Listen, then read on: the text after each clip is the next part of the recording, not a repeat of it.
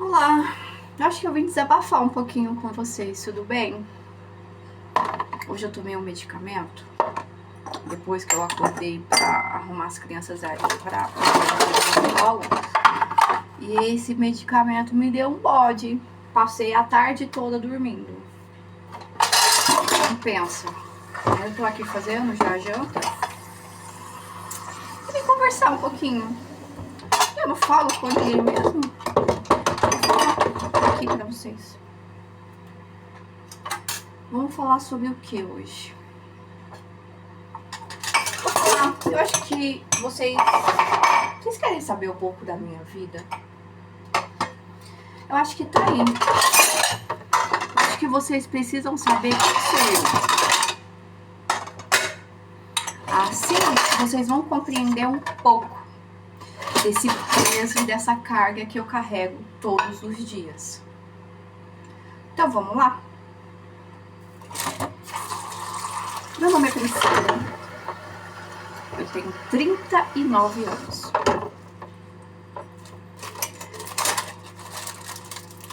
Eu fui adotada pelos meus avós. Pelos meus avós, entre aspas. Pelo meu avô. Porque a minha mãe... Muitos falam que não, mas poucos sabem. Ela sofreu um abuso sexual. E com isso, me gerou. Então, eu sou fruto de um abuso sexual. Porque várias vezes ela criou N e N assuntos e conversas dizendo que o meu pai tinha morrido, que não sei o que, e um monte de historinha. Mas enfim, eu fiquei sabendo que ela, com 15 anos de idade, ela sofreu um abuso sexual e me teve. Com isso, com certeza ela deve ter gerado, gerou um trauma horrível nela. Por ter sido abusada, ela não quis. Ela tentou por várias e várias vezes, quando eu era bebê, e isso quem conta é minha avó, que não está aqui mais para confirmar a história, que ela tentava me matar quando estava no carrinho. Ela tentava me sufocar, ela jogava o carrinho, enfim. Assim ela me deixou com os meus avós e foi viver a vida dela. Com isso, meus avós acabaram me adotando. E eu sempre cresci sabendo que eu era filha adotada. Que a minha mãe, minha genitora, progenitora, tinha me dado aos meus avós. Nunca me esconderam. Só que eu fui criada em meio aos irmãos dela, que eram os meus tios. Eu não vou falar nomes para evitar. Mas eu fui crescendo.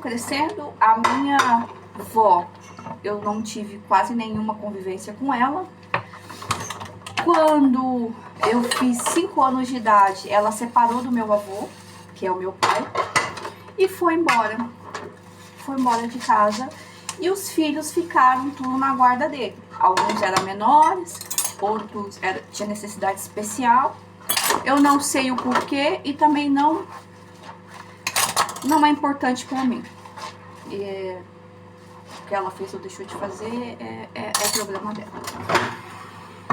Enfim, então eu cresci sendo cuidada pelos meus tios enquanto meu pai trabalhava, porque meu pai sempre trabalhou como eletricista.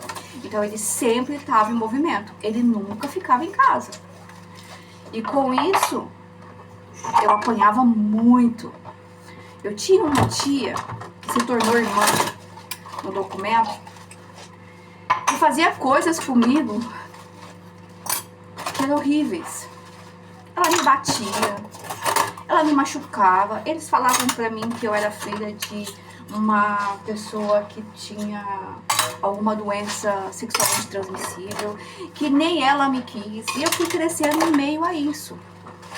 Inclusive, tentaram me matar também. Quando eu tinha 8 anos, eu tava rindo e eles tentaram me enforcar. Eles não. Uma pessoa tentou me enforcar e um outro me salvou. Só que esse outro que me salvou, quando eu tinha 5 anos, ele me colocou... Eu tinha 5 anos e, se eu não me engano, ele tava com 17 ou com 18 anos. Ele falou, vamos brincar de casinha. Eu era criança. Vamos brincar de casinha. E meu pai tinha tipo uma carretinha, que era uma carretinha de... tipo um pit dog, sabe? Pit dog em Goiânia é carreta de lanche, né? Só que lá é grande e essa era tipo um engate mesmo, uma carreta de engate, só que maior. E ele me colocou na frente dele, eu tava de vestidinho branco, e começou a se esfregar em mim. E eu não sabia o que era aquilo. Mas ele tava se esfregando em mim. Daí foi o meu primeiro abuso. Na verdade, não consumiu o ato, né? Foi até o fim, mas esfregou numa criança de... se eu não me engano, eu tava com 8 anos. Eu não sabia o que era aquilo. Por fim, eu fui crescendo. Em meio àquele caos, naquela família, meu pai tentando fazer de tudo para que eu pudesse ser uma pessoa boa, né? Que eles falam. Uma pessoa que não sujasse o nome, né? Uma pessoa que fosse limpa. Mas aí, quando eu tinha... Aí fui crescendo, vivia mais na rua do que em casa, porque tinha várias dificuldades dentro de casa também. Meu pai sozinho, às vezes não tinha gás, porque ele gostava também de gastar dinheiro com as mulheres da vida, as meninas. E ele dava mais valor nas pessoas da rua, mas da mesma forma ainda tentava educar e tentava fazer de tudo para que não faltasse nada. A maioria das vezes, os meus materiais escolares eu ganhava dos vizinhos.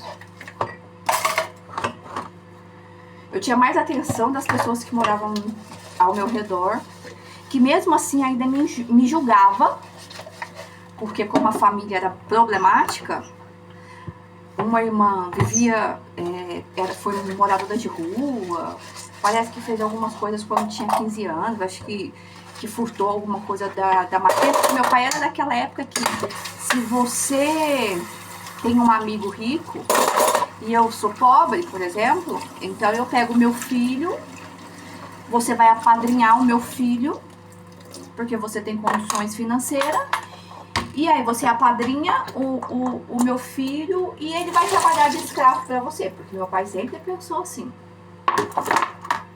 Ele pensava dessa forma. Então, assim aconteceu com essa pessoa, que aos 15 anos apadrinhou, tal, ela foi morar, mas eu acho que ela foi morando na rua, não sei muito bem da história, porque eu era nova. Por fim, a família já era mal falada, então farinha do saco é tudo igual. E eu tava no meio, porque eu também, como era família ali, tava no meio. Então eu cresci em meio às pessoas falando coisas horríveis, não só da minha família, e ó, ainda não entendia nada. Não entendia.